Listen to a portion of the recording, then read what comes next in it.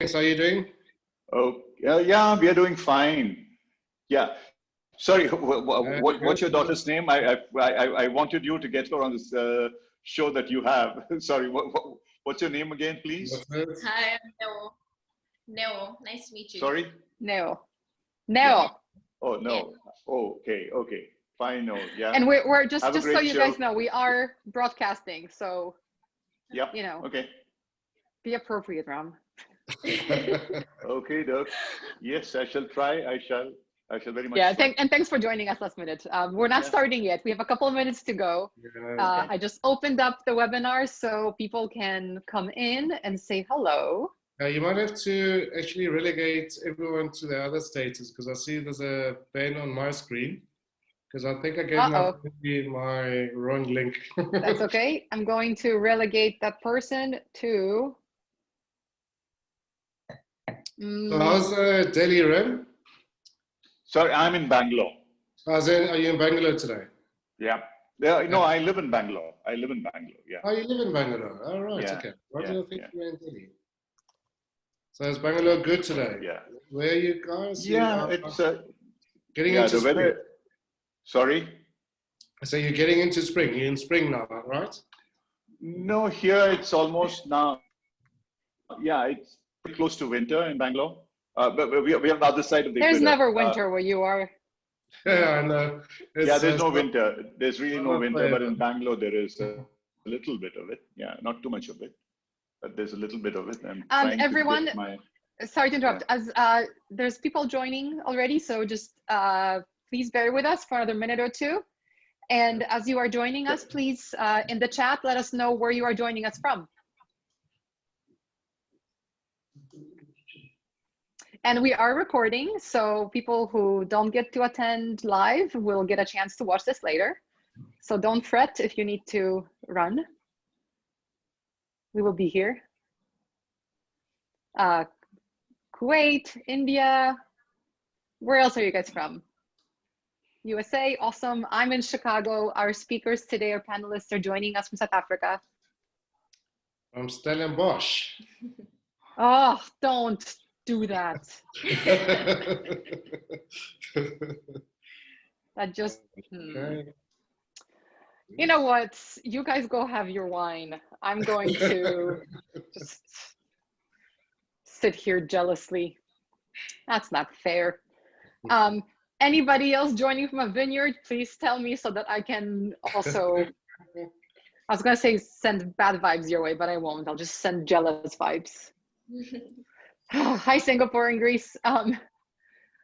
Cool, we are at the time that we're supposed to be starting, so I will kick us off. This is our second session today. I'm very, very excited. Welcome everyone to Awake, Aware, Arise, our 5-week-long online conference, event, summit, etc., where every single day we will come to you 3 times a day with different speakers from around the world, talking about life and the world and how we can make it better. In some sessions, you will hear from coaches and you'll hear, you know, some more theoretical stuff. And in other sessions, like the one today, you will hear stories and hopefully come away with some parallels in your own life and with some inspiration. I know that I will. The times that I've seen Ben's contributions to the world / spoken to him, I definitely felt inspired. And this is his daughter, Neo. So Neo, pressure's on you. You are the future. You're the next generation, okay? What your dad is in the past. We're looking at you. So welcome everyone. My name is Magda. Our session now today is about the hero's journey, and more specifically, the specific hero's journey of Ben Kodisang. Is that how you say it? That's correct, yeah. Cool, close enough. Magda, Valchak, Walzak, you know, it varies. So Ben Kodisang and his daughter Neo. So this is going to be quite an informal session. So as we go along, if anyone has any questions, any comments, please be as engaged as you want on the chat. I will be the monitoring. Just make sure you select all panelists and attendees when you leave your comments and questions so that everybody can see them. But other than that, we're just going to see where this hero's journey takes us and go from there. So maybe let's kick off with some introductions. Ben and Neo, do you want to tell us who you are and where you are and why are you here? All right, my name is Ben. Thanks, Master, and Noah, thank you for being here next to me. It's my first time ever sharing a stage with Noah, so it's quite special from that point of view, and it's all Rome's fault.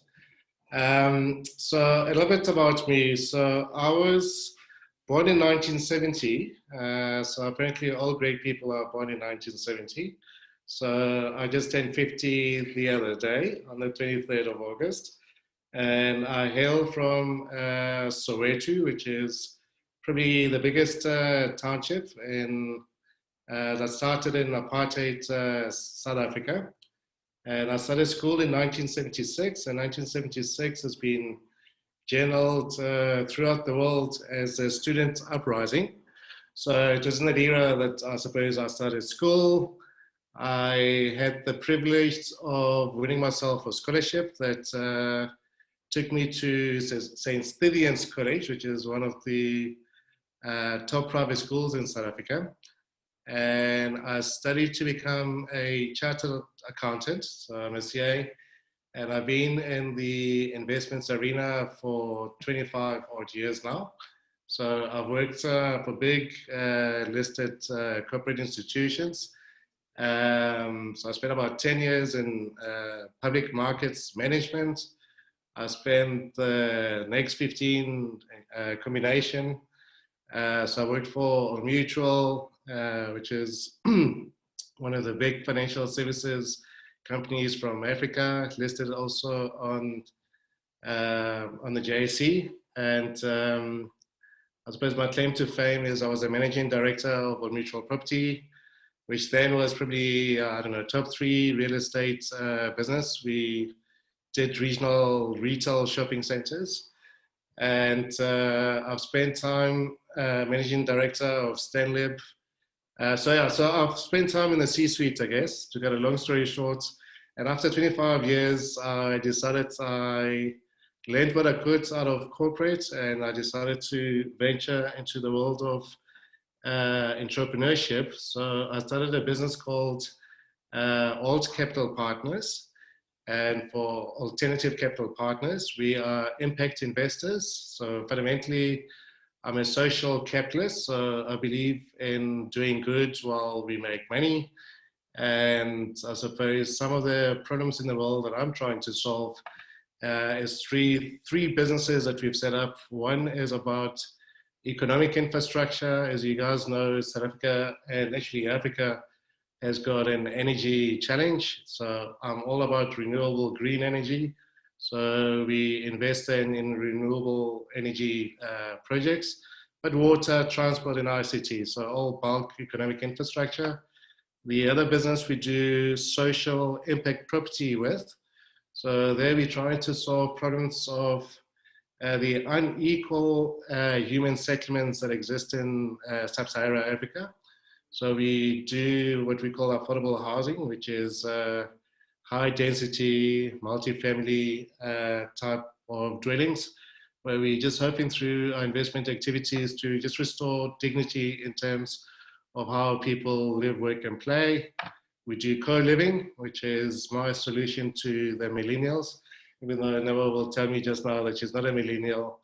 But what we're doing is that we're recognizing that given where real estate prices have done in the last 20 years, is actually quite unaffordable for entry-level workers to afford to buy homes.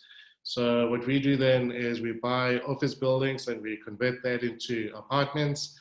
And we call it co-living because it's about realizing that the one problem we're also trying to solve in the world is people feeling lonely or isolated.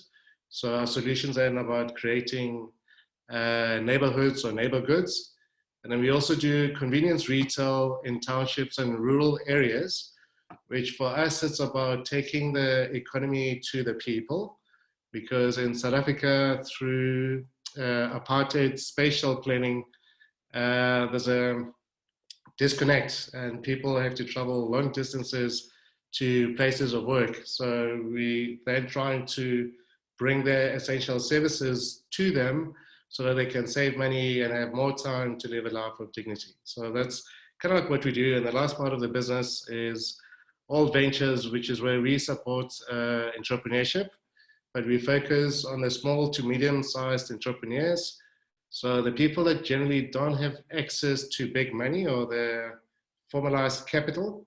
So we are then trying to unblock those blockages in terms of firstly connecting developed capital or formal capital to those opportunities, but at the opportunity level, capacitating entrepreneurs through financial literacy so they can learn how to read balance sheets and do business planning and stuff like that. And also other blockages that come through coaching or training and development to really capacitate them to do what they do, which is to be entrepreneurs, build businesses, create employment, and catalyze economic development. So that's me in a nutshell. But that's a long nutshell, but it's really funny because as you're talking, I'm just looking at the hero's journey. I'm like, yep, so we understand your call to adventure, what the ordeal was, then we understand, you know, how you transformed, and finally the hero's return and what's your 3 businesses via your venture firm, what you're doing. So, okay, cool, session's done. See you later. And Neo, tell us about you. And you're not a millennial, you're Gen Z, Gen Z, wherever you're in the world. I was born in 2000, so technically Gen Z. My introduction's a lot shorter, don't worry.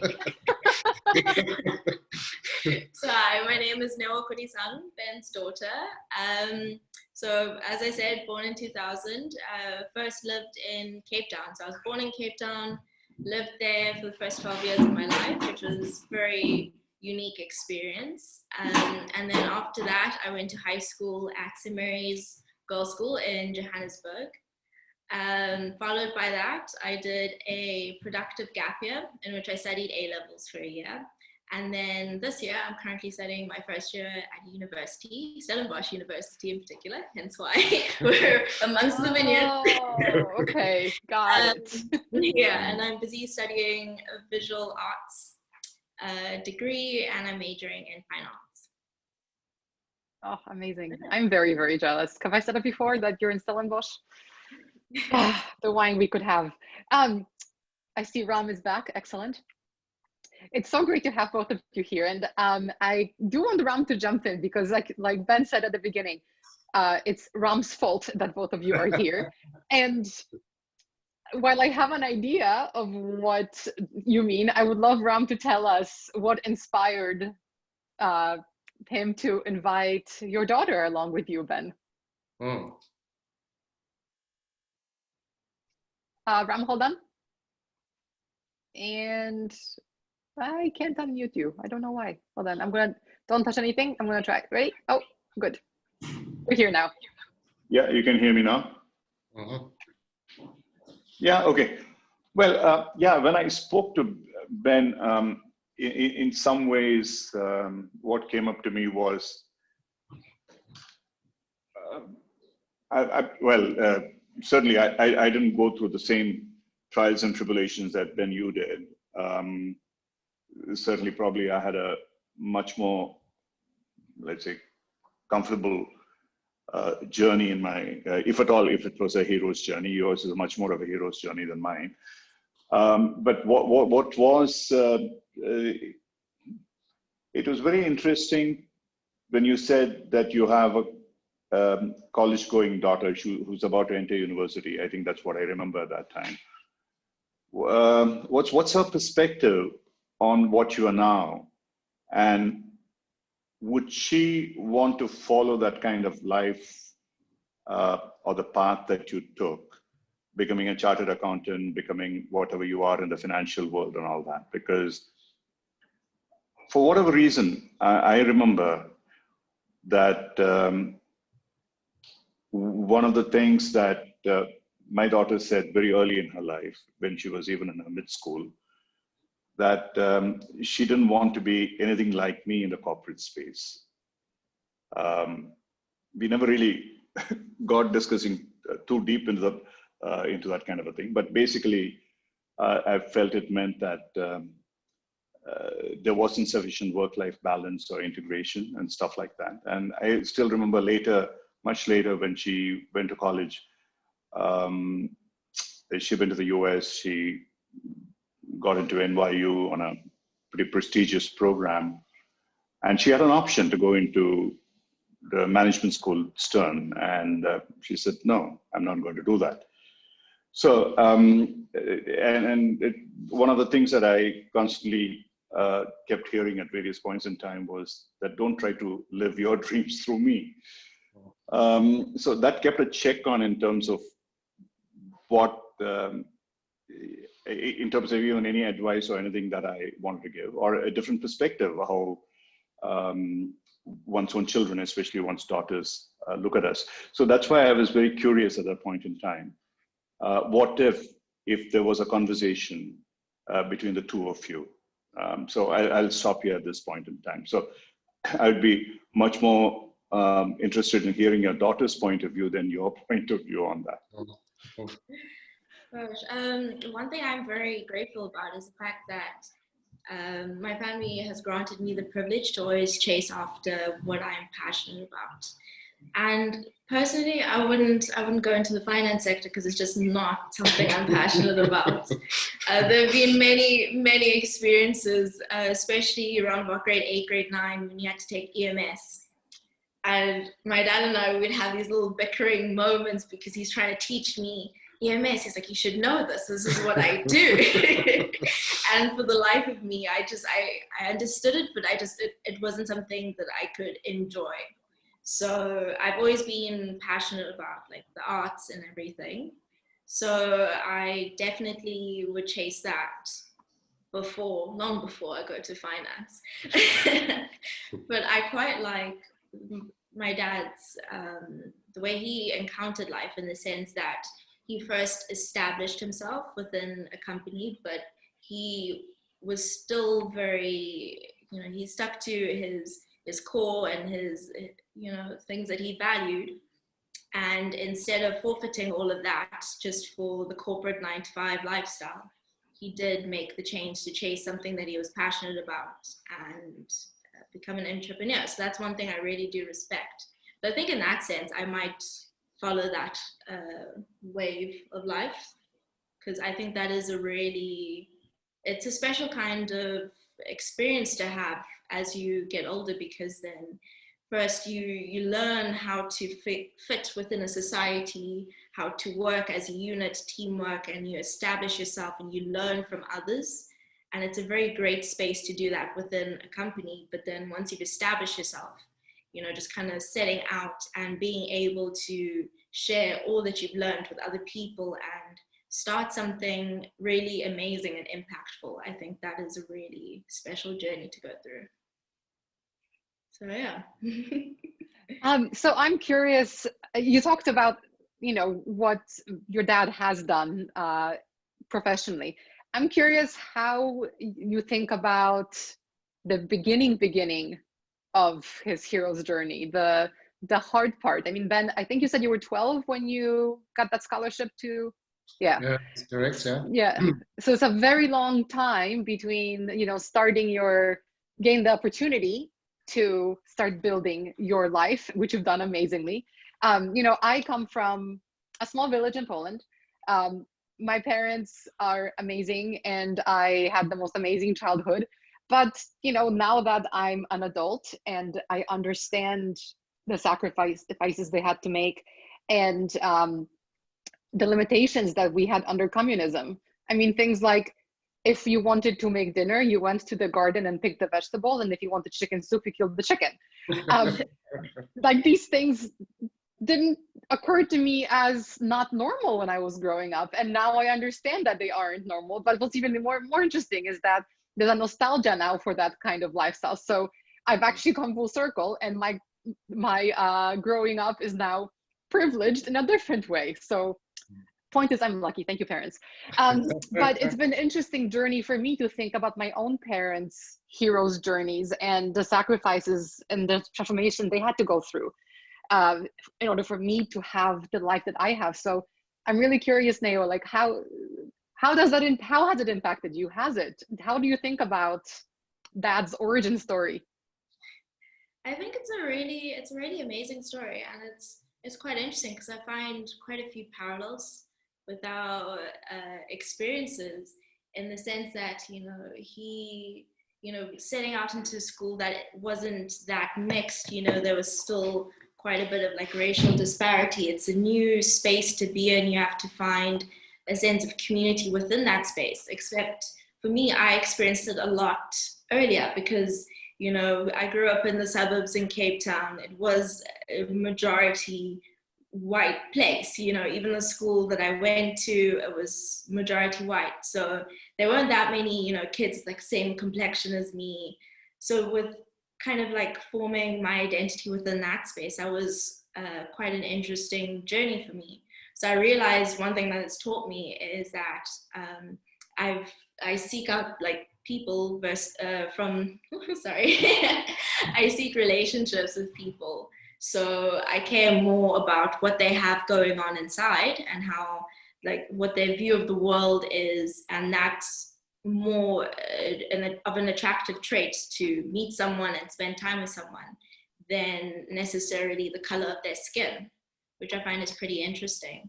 But I mean, my dad has come a very long way, and I think his experience of Saints and moving into varsity and all the stories that he's told me about finding identity there, it's really interesting, because there's this one story that he tells me quite often, is when he first got to university. He went to university at Pietermaritzburg, and this was still very early on. There wasn't too much diversity as well. So when it came to the little things such as eating lunch, there was segregation within those spaces. So now my dad being from Saints, he was used to a mixed group of friends. If you liked the person, you sat with them, you enjoyed their company. It wasn't necessarily based off of race. So now he walks into the dining hall and he has to make this decision. Does he sit with his white friends, or does he go to a strangers group full of black kids, because he is black, So, so it's interesting things like that. So just like the way you see the world, and basically not allowing the world to just be a black and white space.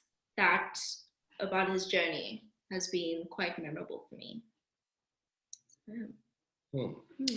I guess at the core we were inspired by Dr. King, but I'll say that, I mean, life has to evolve, right? So my parents must have sounded like your parents, as in my mom was a nurse, my dad an electrician. So they were kind of like middle class, and they believed to pivot out of the poverty cycle was all about giving your kids the best education. So I'll say myself and my siblings had the best from my parents from that point of view, but at the core, they taught us love and taught us right and wrong and taught us to think for ourselves, okay? So I know a lot of people maybe find me too argumentative or too much of an activist, but I just never accept, right? I have to find my own truth. And that is important for me, to live my own truth. So equally, I guess with Neo, as we were thinking about being a parent, so what is our parental philosophy? And yes, at the core was to clearly provide her with the basics that we could, a roof over her head and food over the table and stuff like that. But ever since she was young, I left work at the gates of the house when I came in. And inside when she was young, I was dead. I mean, I used to play, or she used to wake me up very early on Saturday mornings to play Barbie, because then she was the only kid. And I could play Barbie, and but what it did though, it was giving me balance, right? Because she actually helped slow me down, because then the day job was high velocity, because there was big stuff that we were doing. And at home, she slowed me down to smell the roses and connect with Bobby, stop to smell the roses, and made me chase after rabbits that she couldn't contain. And I mean, that type of stuff. But then at the core of it was like saying, as a girl, the type of woman, I guess, that we wanted to catalyze or to help create was that. An independent woman who knows love, can make her own choices, and those choices not being informed by the limitations of the barriers that as society or humans we tend to impose in terms of race, gender, religion, because, and I mean, to not just say to get her to grow up in a colorless world, no, but to get her to inform her choices of friendships or her choices based on content of the human beings that she comes across that resonates with her energy as opposed to any other form of definition that unfortunately we tend to color as we look at the world from the lenses that informs it. I like that you had this purpose in mind for raising Neo, and that's pretty awesome.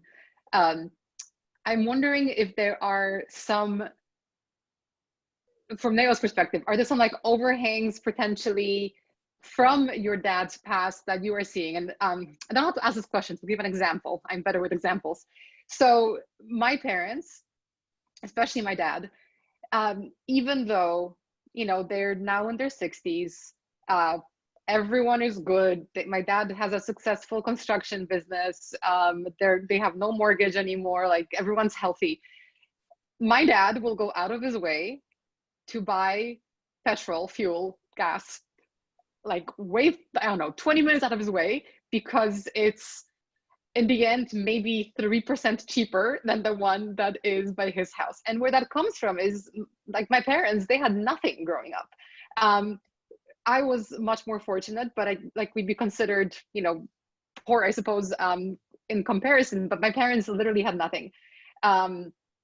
And with my dad, you know, his dad left their family when my dad was when he was little. I think he was 5, I want to say.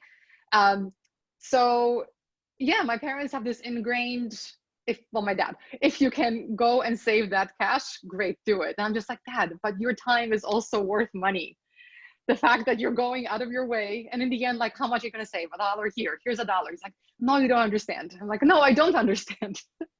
So I'm curious, Neo, what don't you not understand? Oh gosh, there've been a couple of things, but I think slowly as I've gotten older, I've gotten to understand them better. So for one, it's money. I know whenever I used to go to school, I'd be like, Dad, please can I have some money for tuck shop? Because there wasn't food in the house, or there wasn't a meal to make, or we had a fancy day and we just wanted something nice to eat. I remember at the end of the day, my dad would always be like, where's my change? So that type of money conscious nature, I think I definitely picked up. So even when it comes to varsity, I'm like, can I spare this amount of money to buy this? And it doesn't necessarily mean that, no, I don't have any to spend, so I have to do it. I think it's just, they've always taught me how to, both my parents always taught me how to save. And save for the future. So I've already got like a savings account that I already save to monthly. And it's that kind of thing where it's just valuing money and that kind of thing, but not necessarily in like a materialistic way. It's just kind of to grow yourself and just help support yourself later on in life. So that independence definitely is gained through money in that sense. And another thing as well, it's my dad's adventurous nature. I know he has stories growing up, just being able to roam free, hiking. He was a very sporty kid. Do squash, do cross country as well. Yeah, cross country, lots of sports. So one thing that I really treasure growing up, especially in Cape Town, is on the weekends we do all these activities. Sometimes we go hiking into Kai Forest or different forests, or just mountains really, and sometimes we go cycling. Cycling was our bonding experience, which was really nice. As a side note, it taught me a lot about, you know, if you're in hot water, you just got to keep going because otherwise you're stuck in hot water. There's this particular time when we were cycling, I think it was to Kai Forest, and there was this, I don't know what you'd call it, this group of baboons, and the trail was in the middle of them. On the left-hand side, there were these two males fighting. On the right-hand side, there were all the mothers with the babies, and you know, with the mothers, they're overprotective. So he literally looked at me before we started cycling down that part, and he was like, whatever happens, don't stop. Don't panic first. Don't panic, just don't stop. And then he flies down the path. And I think I was about like 10 at the time. And I'm busy cycling through it, and now the baboons are coming closer to me, and I was like, okay, don't panic, don't stop, don't panic, don't stop. So definitely stuff like that. Just I understand. It's like a metaphor for life, isn't it? You just have to be yourself and keep going, no matter what baboon mothers are protecting their babies at you or what crazy males are fighting.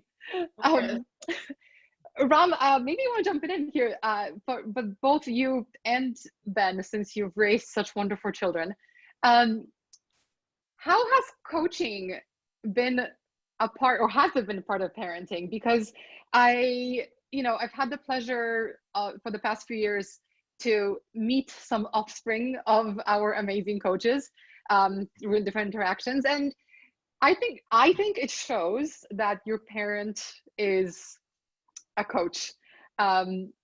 Maybe they're more well-adjusted, more self-reflective, not sure. But I'm curious, Ram and Ben, have you done anything differently that we can learn from? So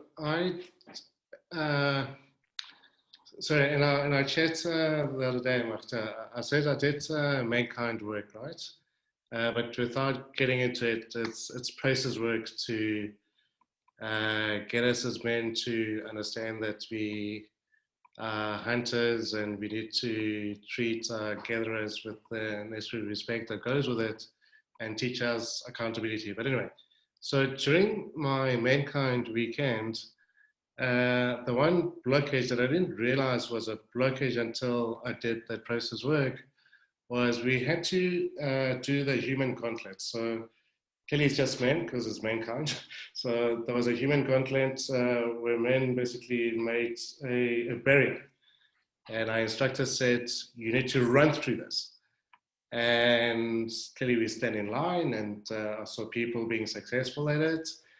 And I realized that in my subconscious, I actually decided this task was too difficult. So I told myself, I'm not going to make it through this human gauntlet. So, yeah, but I set with force when we started, and in the middle, I stopped. And then the moderator or the process owner called me out on there to say, what is this all about? And I said, what are you talking about? And then and he made me do it again, and the same thing. But through process, I realized that my blockage was, because I'm a perfectionist, so my blockage was fear of failure, right? So the unintended thing is I never gave my best because I didn't want to fail.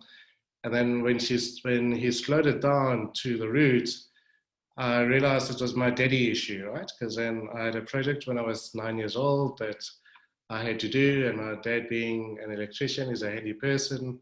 I'm more the nerd, and when I asked him for help, he got impatient with me, and he ended up doing it for me, which basically set a path for my life, which is why I hate physical work. So my life language is definitely not physical work, which is my wife's life language, which is interesting. So fast forward then to, I suppose the point is we all have blockages in life, and normally we need process work to help us see it, understand it, so that we can then actually do something about it.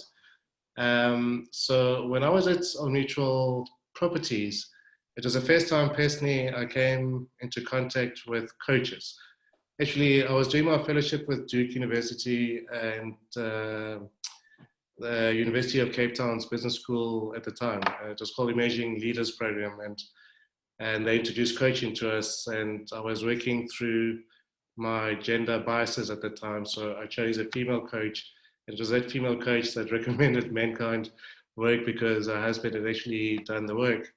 So it was through that introduction, I guess, of saying that in life, it is good for one to know what you don't know. And the catalysts that help you see what you don't know and help you vision or plan or dream or whatever your end status is, and actually hold you accountable to the things that you commit to. So that is what I see as coaching. So so I adopted it. So in my business, I mean, I fell in love with coaching actually, because I found out today, Ram, that one of your coachee mentors is a lady that used to work for me. So she was telling me today that you coach, hair coach, is how she described it. And she was doing specialty retailing for us, and came to me and told me how she wanted to do coaching. And so I've always been a democratic leader that believes in people operating within the passion areas. So I supported her, and today she's a global coach operating out of Chile, of all places.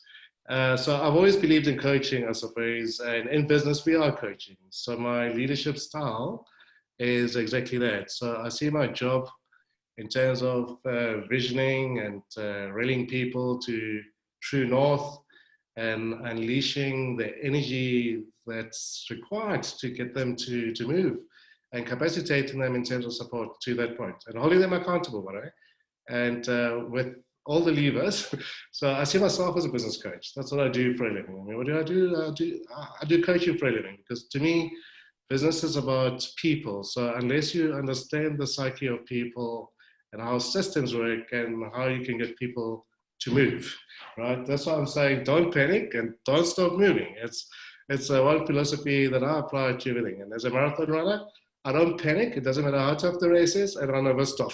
I mean, you can stop and walk, but you never stop because then you start going backwards. But it's about movement. So I'll say coaching, yeah, in many ways has played quite an important part in just how I lead and what I try to do. And I try to do the same with Noah, basically.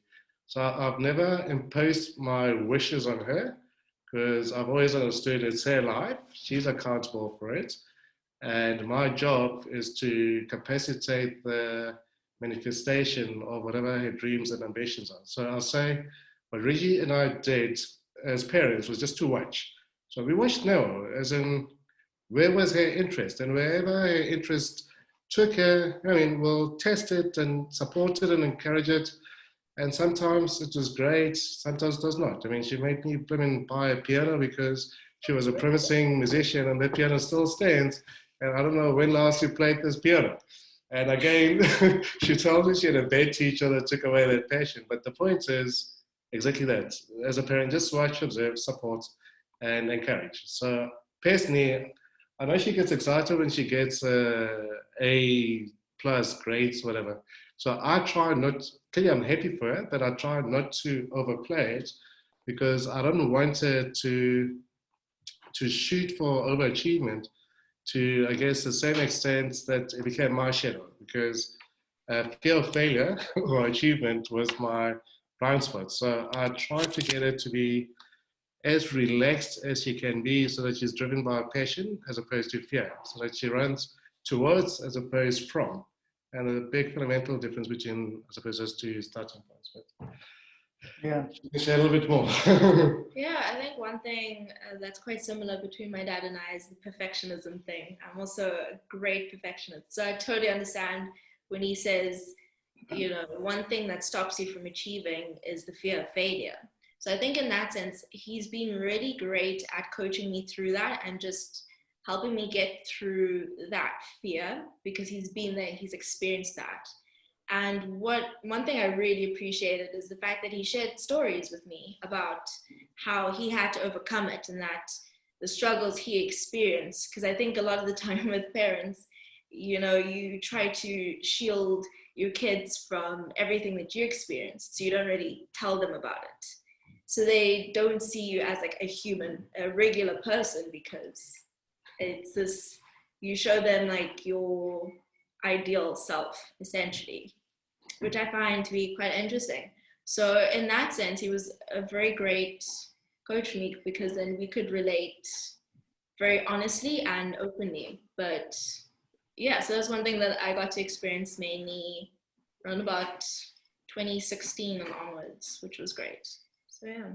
So you're saying that he wasn't trying to be his ideal self, and he was willing to be vulnerable with his fear. Is that what you're saying here? Yeah. Yes, definitely. The vulnerability was one thing that just helped us to connect a lot.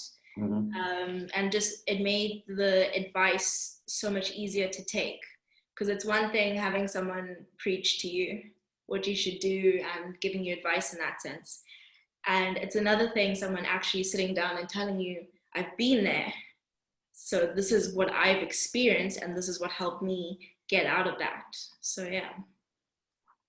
This is fundamental, right? I mean, Rem, you did YPO, and in process, I guess I say we should not advise, because advice is demeaning to human beings, because it assumes that they are incapable of solving problems themselves. But the richness comes in shared experience, if that makes sense. No, absolutely. Yeah. Advising, directing, providing somebody a solution, which means that they cannot discover it themselves, they lose the joy of doing that themselves. These are the things which actually limit people.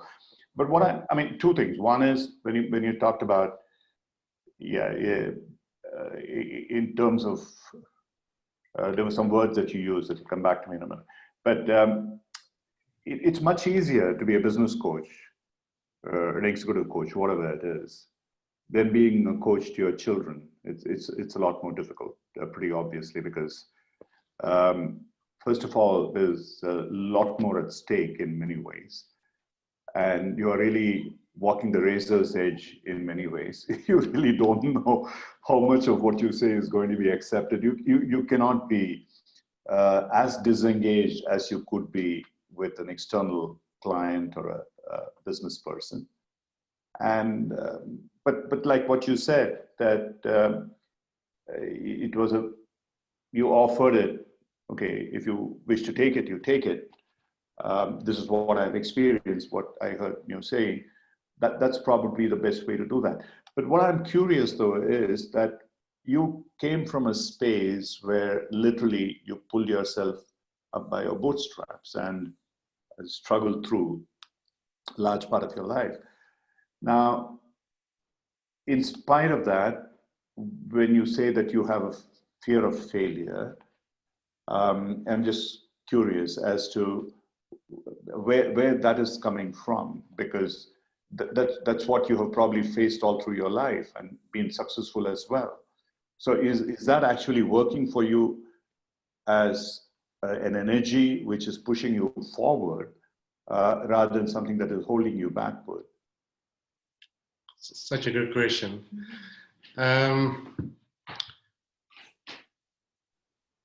So in one of our ESCO offsites, one of my colleagues said to me that in the one-to-one feedback sessions, to say that he thinks I'm such a brilliant oak, but then he also doesn't understand my erratic behavior. And he framed it to say that I self-sabotage, which piqued my curiosity, because no one actually had said that to me before.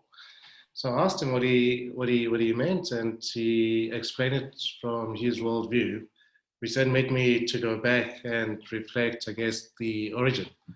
So I took it back to when I was, I don't know, probably 6, 7, 8, somewhere thereabouts. And I was I'm a contradiction. So inherently lazy, but very industrious.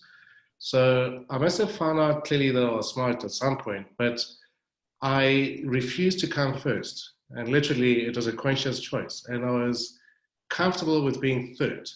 So throughout my primary school, I was third. And I was so damn good at it, where I'll clearly make friends with the top students, and I knew how much work they did, and I just did enough to make sure I was third. And it changed when I got to standard 6, what's that, grade 8, when I went to high school. because then I was in a new school, so I had no benchmark, no standards. And then that year, then I was first. And because I was first, I then got the academic scholarship, then that took me to SAIS. But again, that transition from a black education system into JMB, which was a private school education system. So my parents gave me permission, and so did my guardian angel. So everyone that I held in high regard told me to temper my expectations. Why? Because I was going from a black education to a white education. So they said to me, expect your marks to drop. So what did I do? I became lazy. I just did enough to get by. So I didn't graduate with an A aggregate at school. I just did enough to get into varsity and do what I needed to do. But that's the story of my life. I always held back. And the holding back was my self-sabotage. That's why I guess, I mean, I did well in corporate, but why am I not the CEO of a mutual? All these companies are self-sabotaged. I did not give anything fully of myself, which is called commitment, right? And I only began to see it in my now life as an entrepreneur. Because I tell people that it's been a 2-year transition from corporate mindset into entrepreneurial mindset. And definitely there's a difference between those mindsets. But I'll say within the first 2 years of my journey, I was hedging myself. As in, everyone came to say, Ben, I know you're doing old capital, but I've got this big gig for you. I would have been open and entertained it. And it was only, seriously, 2 years later, which was the beginning of this year, 2020, the COVID year, that I say I made a commitment. And the commitment was to say, I'm on a path, I'm committing to it. If I succeed, great. If I fail, it's going to be so spectacular. But then I'll know deep down that I didn't cop out. I didn't make it a half measure, that I've given it my all. And I'll say that's the only difference in my psychology this year compared to previous years. And if I reflect on, I mean, 2020 has been a tough year for most people, but I look at us, right? So we've built a business this year, and I kid you not, we built a business in 6 months. When I say build a business in 6 months, I mean literally that. Beginning of the year was a concept, and the concept's due for the first quarter. And from the second quarter to now, it's a social impact property business. We found 3 development partners, one of which I'm using the offices today, that does affordable housing, another one doing co-living, other one doing convenience retail. We've got a pipeline of about 2.5 billion ZAR, which is okay, not much in terms of dollars, but is significant. And we capital raising, and we're gonna close at least a first phase now before the end of the year. I mean, and then you talk to anyone to say, what does that mean? I mean, there's an investment team of 10. There's 10 of us that did not exist or that were not aligned or did not even know each other. So we met online. We've been online dating, and we only met face-to-face about 2 weeks ago. So that's what I've done in COVID. And we're going to make huge difference in terms of, again, improving the dignity in terms of human settlements in South Africa and Sub-Sahara, and bringing the economy to people via our convenience retail stuff. So that's what I mean then by, I mean, I am an oxymoron. Okay, so, but it is self-sabotage. I am a hard worker, but I'm lazy. So lazy for me means I always choose a path of least resistance, which in terms of process work is actually a good thing. So it's like martial arts vis-a-vis resisting force and energy. So I'm lazy that way, as in I choose path of least resistance, or I preoccupy myself with taking complex stuff and just making it simple so that we can actually execute and do something about it. That's my superpower, and that's what I do well. I mean, this particular thing about the self-sabotage that you talked about, that's pretty interesting. I mean, essentially, well, I don't know whether it's self-sabotage or something else, but you are holding yourself back. That could come from multiple things about, yeah, you do not really wish to put yourself in the limelight for whatever reason, because that could have been uncomfortable from some past conditioning, whatever. But how did you finally get over it? Like, for instance, like you said, this year, these things happen. But obviously, even before that, you were already on a path where you started your own business, you were an entrepreneur, you did things which were pretty noteworthy.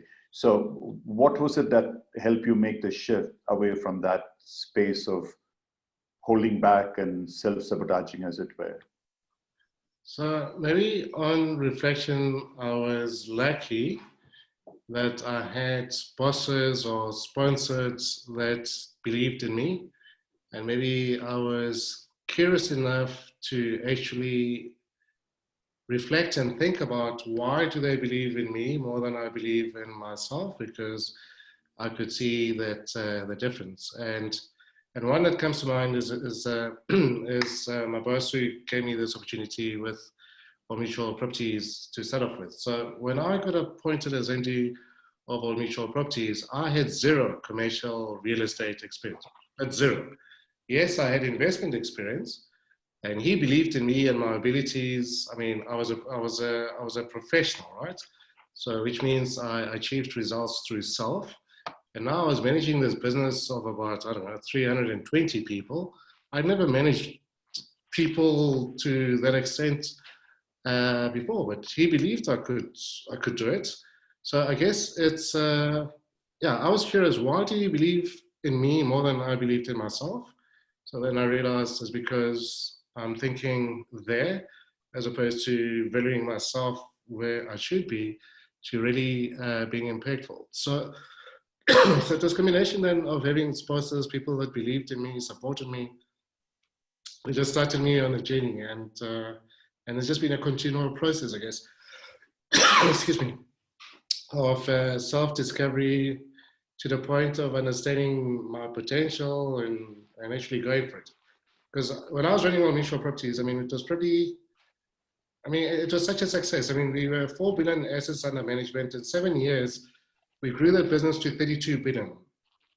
I mean, we increased profits, by a factor of 7 in 7 years, which is unheard of. And why is because I was stupid, dumb to dream, dare, and just do. I had no constraints. I guess are constraints. As human beings, we constrain ourselves. So I just allowed myself, I suppose, to just go. And I had this ability to inspire people. And we did great things with ordinary people. So there's a question in the audience that kind of relates to this, and I'm going to ask it to you, Ben, but I'm curious to what Neil's going to say, because it's a generational thing. The question is, for an entrepreneur, how do you hold that space within where you would stop needing outside validation? How do you avoid that leading to self-sabotage? And yes, Ben, please answer, but Neil, you're not an entrepreneur yet. But I want you to answer that too, because I feel like your generation, not millennials, but Generation Z, you guys know what's up. Like, I feel like your awareness of the world is different. The way that you communicate, the way you see race and gender and climate is different. Like, I'm relying on you people, like you and younger, to fix this. So anyway, Ben, tell us the answer, and then Neo can tell us the right one. I forgot the question. The question. How do you hold the space? How do you stop needing outside validation? I remember. I guess it's an evolution. I think as we are young, we are that, and the world is bigger. And the world tells us what we should do and be and when and blah, blah, blah, blah. So my awakening, if I call it that, happened when I was 30, which is by 30, I guess, I had achieved all these expectations that society had on me, and I was still unhappy, and it was like, now what? And it was the now what process which led to self-discovery. So the more work you do on yourself or self-discovery to know who you are, the more work you do on yourself. So that goes up, and as that goes up, the extent of external influence actually goes down. So I found then as I spent time to understand who Ben is, what is Ben's purpose and mission in life, what are Ben's values that guide the decisions that he makes or how he evaluates right and wrong. The more I understood that, the more I practiced it, because then that's where the belief comes in. And effectively my self-affirmation is going up, right? Because then I place Ben above anything else. And then I then put perspective to opinions of others of me, because they don't know me, they don't know the journey that I've traveled to be the man that I am today. And because of that, then I place a higher, I believe in myself 100%, maybe 120%. And others' views is just feedback, it's just data that I have to contextualize. And I understand that what people say, feel about me is more a reflection of their journey as opposed to mine. So I can put things into that level of context. And I can only do that because I've done my work, right? And without having done my work, I wouldn't know any better. And that's what gives me, I guess, in a sense of balance or self-affirmation that then gives you the confidence to do what you need to do in the world in terms of pursuing your dreams and aspirations. Yeah, and just to touch on that, I find it quite interesting because with my generation, because it is technology generation in that sense, where you grow up and you see, I know, the media's representation of people.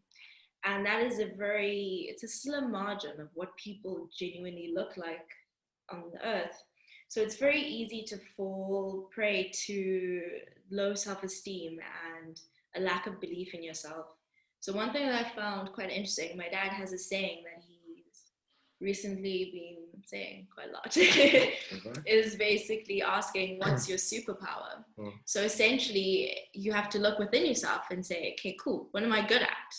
You know, what is something that I'm passionate about? What is something also that I'm not good at yet? Or something that, you know, maybe if you're working in a team, something that someone else can complement you with, you know? So I think it's in that sense, you have to really look within yourself to find that self-belief. So make a list, write down everything that you find really amazing, incredible, and something that you appreciate about yourself. Write it down on a list and go back to it every day. Because the more you acknowledge it, the more it becomes ingrained within you. And then that can help with your self-esteem a lot. And the more self-esteem you have, the more self-confidence you'll have. And the more confidence you have, the more likely you are to put yourself out there and actually chase your dreams and stop, I guess, waiting for someone else to give you permission to do it. So that's what I would say. Yeah. Yeah, I have something to ask you. I mean, both of you have a great resonance, right?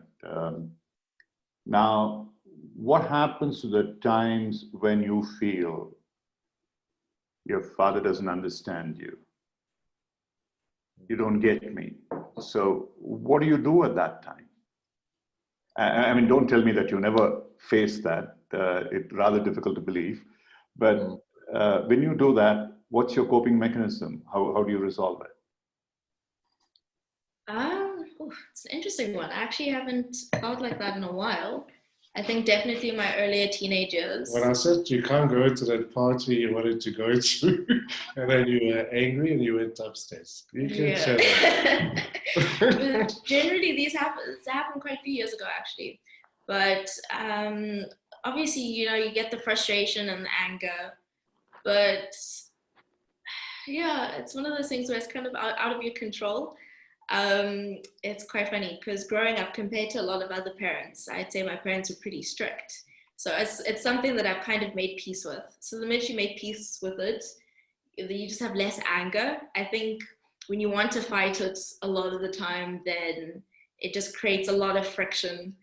And then that friction gets carried on to just like other parts of the relationship. So I found that just being at peace with it really has helped our relationship more. Because now, especially after I turned 18, my parents both became a lot more relaxed with me. So it was worth the wait. It was a wait, but it was definitely worth it. But usually when it comes to dealing with friction and that anger, I know with myself, I can get pretty angry sometimes. And I've just learned that rather not to continue that argument in that time, because it's very easy to say something that you don't necessarily mean, but that is very hurtful. You know, you just want to hurt someone else. So I go to my space, listen to some music, do something just to calm me down. And then I'll either talk to them about it later, or if it's something that I am a bit too emotional to talk about, then I'll write a letter or send them a message just to let them know. So the communication is open, but at least it's done from a place where I am open to accept what they have to say and actually listen to what they have to say, and they are open to actually listen to what I have to say. So it's creates better communication between us. So I'll say, as parents, Reggie and I, so we've always reasoned with Noah, and we've always taught her to think, right?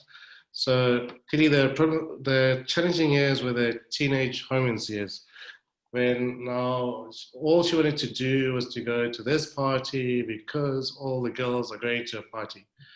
And some of those parties, Reggie and I were not comfortable on. So we'll say, okay, whose party are you going to? Are the parents going to be there? Can we have the parents' contact details? Because now we're taking it out of our care into their care. So if she didn't know those details and there was no further conversation, and then if she came with those details, who's going to be there? Who's invited? I mean, it's like, give us information so that we can actually understand that you are safe, because our job is to keep you safe. And I remember she lied to us in a sense that she sold a birthday party. Meanwhile, it was one of these private, public, ravey kind of stories. And then she like sold to say, no, there's security. And but we found out that there were kids above 18 and she was not 18 yet. So her mom and I deduced quickly there's going to be alcohol. And then she says, okay, how are you going to manage the alcohol risk? So we said, we trust you because we know you won't necessarily drink. And but we said, it's not you we're worried about, it's the safety of those other kids drinking and doing stupid things. So tell us whose house, tell us whether the parents are going to be there, security. And as she said, when she's exhausted her reasoning capacity with us, then she gets mad and storms up and goes to her room. And the next thing, she just writes. That's the one thing, she just writes to express. And then the last thing about her though, so firstly, it's a rule that her mom and I learned that we were taught when we got married is, it doesn't matter how much we piss each other off, we never go to bed angry. And it's the same philosophy with Noah. It's to say, I don't care how much we fight, but the rule is, I mean, we kiss and hug before we go to bed. No one goes to bed angry, or the next day, we never let that now influence and affect the next day. And I think it was hard at first, and well, maybe as you say, she became accepting at some point. Maybe it's not so bad. But yeah, I mean, yeah, I don't think it's just hard at first. I don't think at any point in time it's less hard. But especially if you're a teenager at that age, safety is not really your highest priority. It's having fun, and and you think that you're immortal, invincible, nothing can happen. So, but yeah, the acceptance is probably. But what you said is an amazing rule, because we try and practice it as much as possible, pretty much always, that you never go without resolving the problem before you get to bed. Whatever happens, make sure that gets resolved. That's one way to really put things in perspective and get out of it. So before we close, one of the things I would go with New first in terms of what are those blind spots in your dad that he doesn't see, but you see and other people see?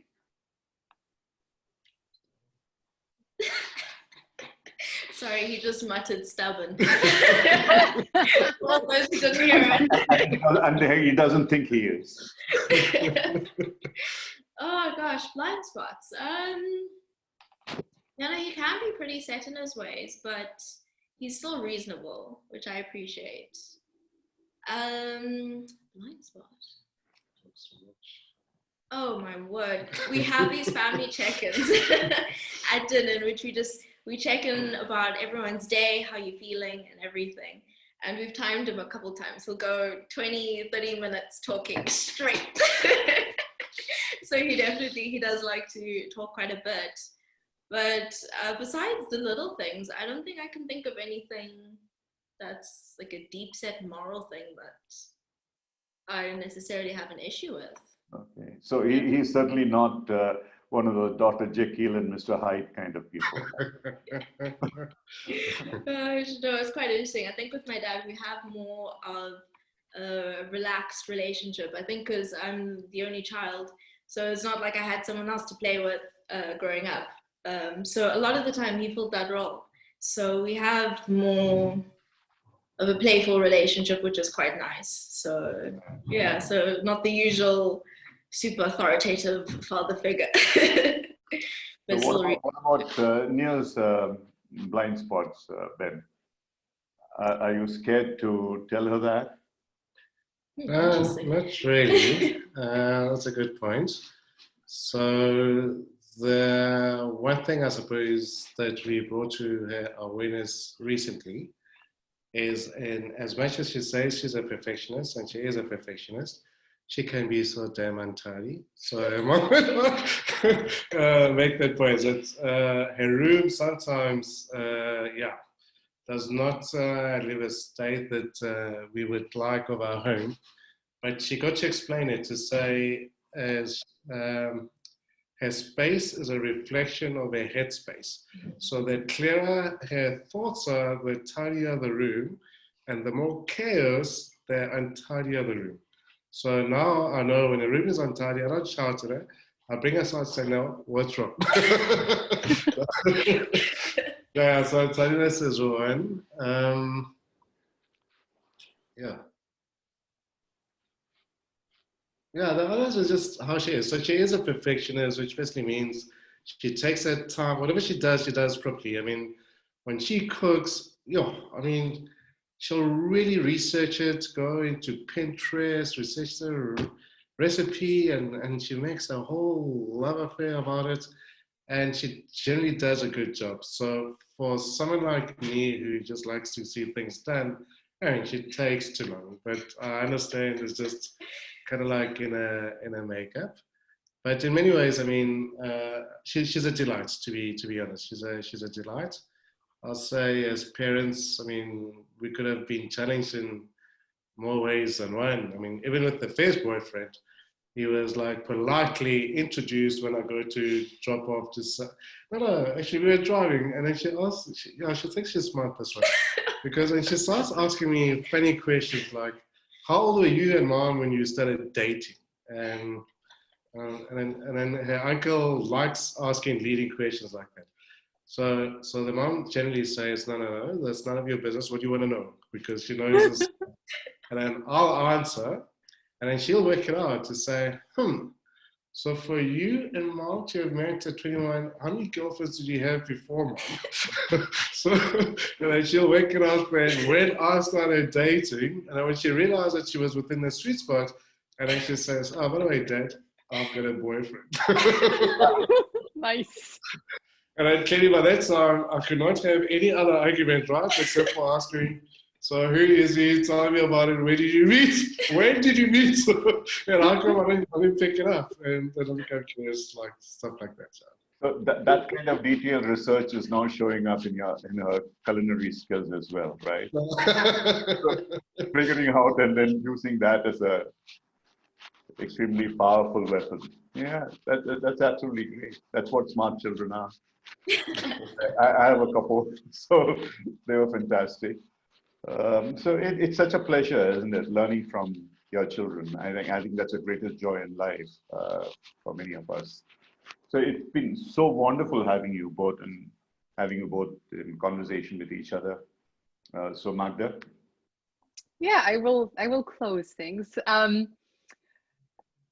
I love hearing stories of life and how you can just build something amazing. And when doors open, walking through them. And I think that's kind of what the lesson for me was. I already, like, when I see an open door, I walk through it. Sometimes there's, an angry dog on the other side. And I have to throw some treats, but it's okay. I'll figure it out. But it's cool to hear that even though you said you're lazy, you have made the best opportunities that were given to you. And I think we should all do that. When doors open, we should walk through them, and we should open doors for others, both because it's polite, but also because you don't know how amazingly you can impact another person when you give them opportunities that they might not have otherwise. That's one thing. And second thing is, you talked about what you did during COVID, which I think is cool. I don't want to put pressure on anybody and be like, we all have to start new companies or learn piano or whatever it is. It's okay to just be, because this time sucks. But it's amazing that you were able to build a company during this time. And we actually have a session tomorrow, which will be, it's the morning session. So 7 a.m. GMT. So 8 a.m. in London, 12:30 lunchtime in India. And that session is going to be a panel on making opportunities, making something good out of what is happening right now, but on a corporate perspective. So if anybody here is watching who wants to hear about what they can do in their business, how they can learn and apply the things that we learned in coaching to leverage the crazy crisis of COVID, please join us. It'll be with one of our alumni, Tina Choi, who's based in Hong Kong. And on that note, I'm going to close and say thank you to our wonderful panelists, Neo and Ben, who are in Stellenbosch, both because they told us and also because we know, because Ben keeps sipping his wine and I'm super jealous. Yeah, Magda, that's my job normally. Yeah, I saw Ben in his glass, but you don't drink, do you? That's around on occasion. So because I mean you are not less than 18 anymore, so I'm a little curious that you didn't have a matching glass to toast. No. No, I've got lectures, still have work to do to this. He's responsible. Yeah. Yes, again, her generation, they are the future. They are not drinking when they have lectures to attend, Ram. They are more responsible than their parents. Correct. All right. Correct. All right. Okay. Thank you very much for being there. Wonderful. Take care. Good night. Yeah, thank you, everyone. See you next time. Thanks for having us. Cheers, everyone. Bye. Bye. Bye, guys.